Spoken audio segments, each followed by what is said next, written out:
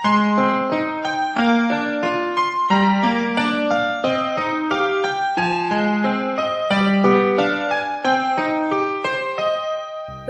di Indonesia telah mengalami perkembangan dari masa ke masa, mulai dari masa kolonial hingga pendidikan saat ini. Berdasarkan pada fakta sejarah, perkembangan pendidikan di Indonesia sangat menarik untuk dikaji. Pendidikan di Indonesia sudah ada dari masa penjajahan kolonial Belanda, di mana hal ini menjadi suatu langkah kesadaran nasional akan pentingnya pendidikan. Pendidikan saat itu masih dibatasi dan hanya orang-orang tertentu yang mampu mengenyam pendidikan. Pada tahun 1854, para bupati menginisiasi pendirian sekolah kabupaten dan lahirlah Sekolah Bumi Putra yang ditujukan untuk mendidik calon-calon pegawai. Pada masa itu, pendidikan ditujukan hanya untuk menjadi pegawai dan membantu perusahaan-perusahaan yang menguntungkan Belanda.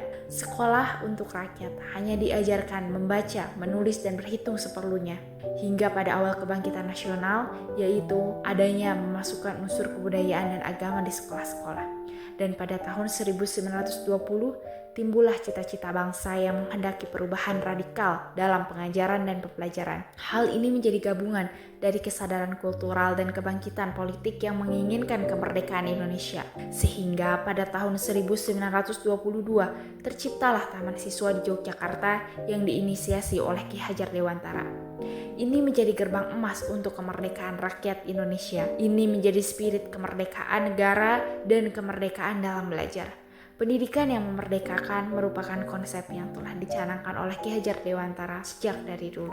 Menurut Ki Hajar Dewantara, pendidikan adalah sebagai usaha untuk menuntun segenap kekuatan kodrat yang ada pada anak, baik sebagai individu maupun sebagai anggota masyarakat, agar dapat mencapai kesempurnaan hidup. Menurut Ki Hajar Dewantara, hakikat pendidikan adalah usaha memasukkan nilai-nilai budaya ke dalam diri anak, sehingga membentuknya menjadi manusia yang utuh baik jiwa dan rohaninya.